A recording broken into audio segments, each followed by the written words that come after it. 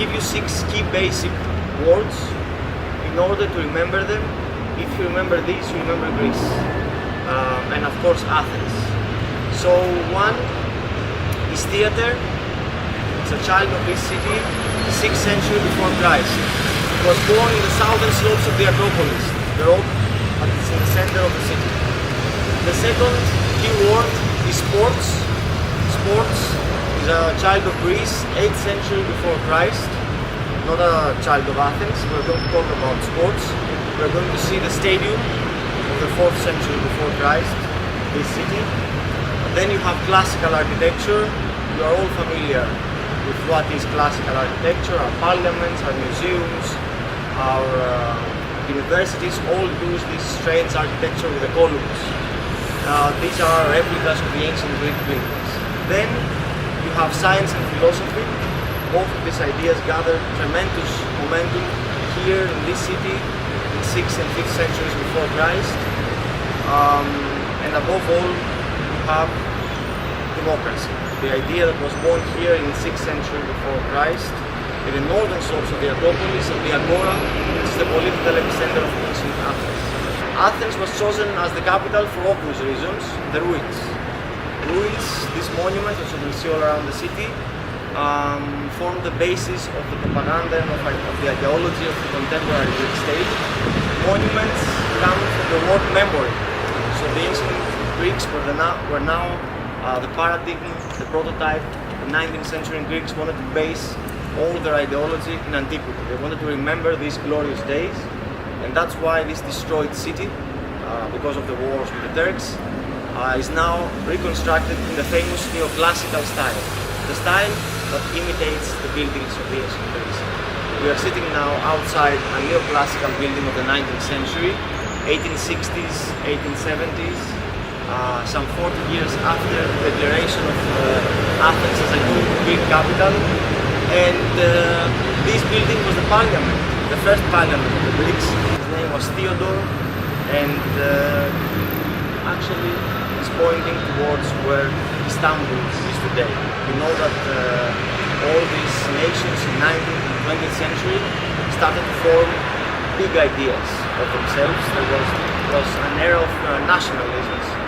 There, the one with the beautiful Doric columns in the beginning, this is the National Library of Greece. This is Socrates. On the left, we have Plato. So, thanks to this book, we know what Socrates said to defend himself.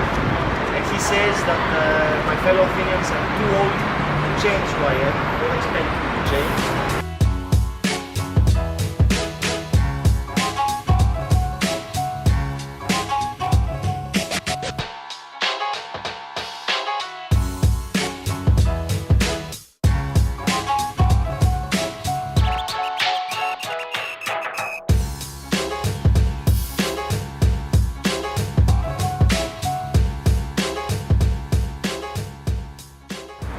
Humans were not in the center of art.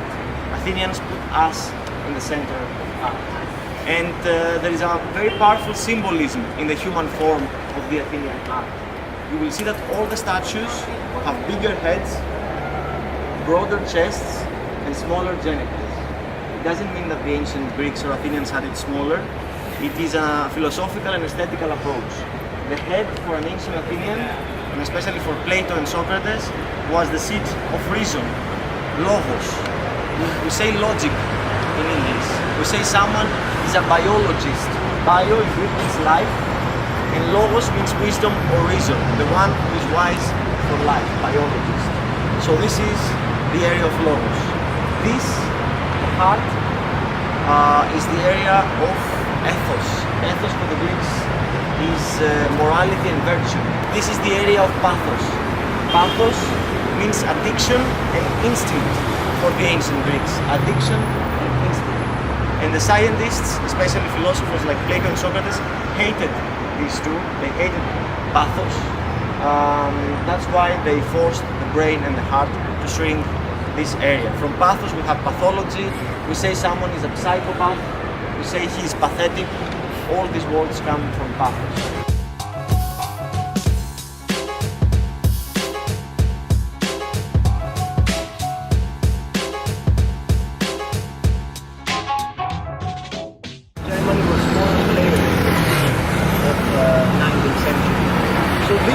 powers decided that all these new countries will have supervisors. They all agreed that the best for this job were German-speaking kings, royalties from both Austria. This is here in the corner, this hotel.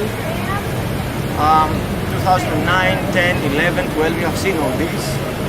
This crisis led to 2010 involvement of the IMF in this country. You know that IMF says cut salaries, fire people, but also bring some money. This is the prescription that they give. Greece was the first country that couldn't print its own money. The first country in the history of IMF. And you know that money are printed in ECB, European Central Bank, in Frankfurt. So the problems were even more complicated. And that's why in 2015 a referendum was announced from this building. They asked us, do you want this kind of policies from IMF, ECB, European Central Bank, or Brussels to continue being implemented in your country? Yes or no?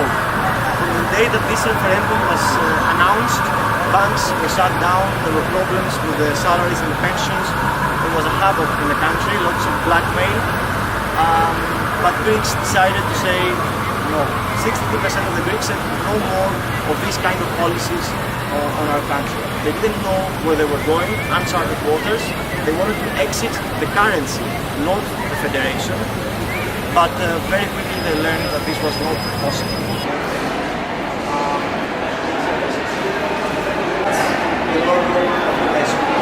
So here you have a cross section. A cross section is something very simple. If you have a cake and you cut it in the middle, you open the cake and you see the layers of cream, chocolate, strawberry, candy. Many cities modeled many countries modeled their capitals from Athens in a verbal, ideological or architectural way. I have the Champs-Élysées in Paris. Maybe you remember in Washington DC, the Lincoln Memorial, it's columns all around, comes from Parthenon. These gardens were created in the 19th century. These trees are 200 years old. In an abstract way, you can see from where these civilizations took their ideas about architecture. You can see a column and the capital up there. It's like a temple, if you think about it. This starts with the Egyptians. No happy endings for Greek mythology, you know. She started running to avoid the god, but of course she was much more weak than her. You saw how athletic she was in the academy.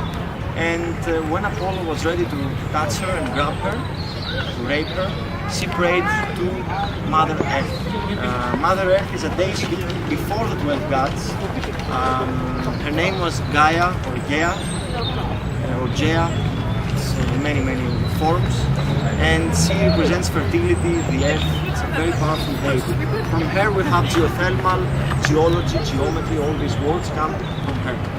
Now she saw Daphne in her desperation, and when Apollo touched her, she decided to transform the girl into this beautiful tree. And this is the present that the Athenians gave to the hated Hadrian. They hated him because he completed, as we said, the work of dictators 800 years later, and they gave him these precious marble arts. They added two inscriptions that they are still readable and visible. One from this side in the black area, it's here. From this side it says, look, this is the city of Hadrian. They're making fun of him. There is no city here, only an arrogant temple that crushes human proportions, a child of dictatorship. They are saying to him that you are a dictator. From the other side it says, look, this is the city of Theseus. Theseus was a legendary mythological king of the Athenians, that he put the first stones, the base of the ancient democracy according to the legend. He created the first senate.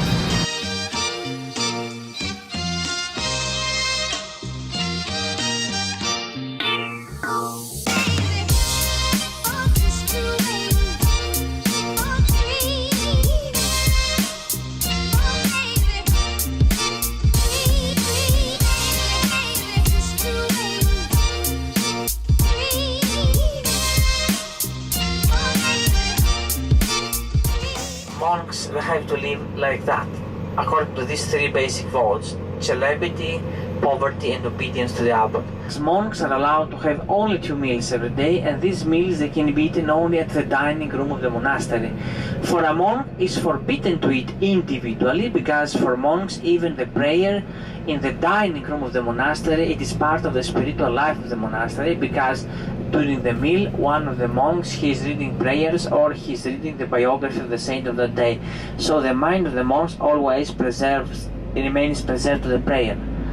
So after 8 o'clock and after having the first meal of the day, they used to come down off the rock in order to work for many hours on the fields, on the gardens, because the main works of the monks used to be agriculture, but also they had many animals, many goats, and they used to produce a lot of dairy goods. Some monasteries, they used to be very attractive to some monks, not only because of the spiritual life of the monastery, but also because of the very, very attractive library, because it was very difficult to find intellectual people, very educated people on the Middle Age. This is the monastery of Varlam, you see here on the left. It has 7 monks today. And this here straight ahead is the monastery of Great Meteora, the most ancient and the most famous of all the monasteries in Meteora. The monastery was founded on the 14th century. After the 1360 starts the works. As you will enter the monastery, there you can see the old pulley mechanism, one horizontal wood and another vertical, and 2 monks they used to turn the vertical wood, and slowly the rope was involved around this wood, and the basket with the visitor was coming upstairs. So this is why we call this building, the first building you see with the balcony, the elevator of the monastery. Then on the right part of the monastery you can see a big room in which monks they preserve the food of the monastery, the provisions. And down of the chapel you can see the ossuary of the monastery, where we have all the skulls and the remains of the dead monks. In the chapel you will see many frescoes from the life of Jesus Christ, and also many depictions which depict the martyrdoms of ancient Christian martyrs, how they used to be beheaded, executed, hung, skinned alive. And in the museum you can see many antique books, many antique rugs, antique furniture, antique icons, because this is one of the most important museums of Greece.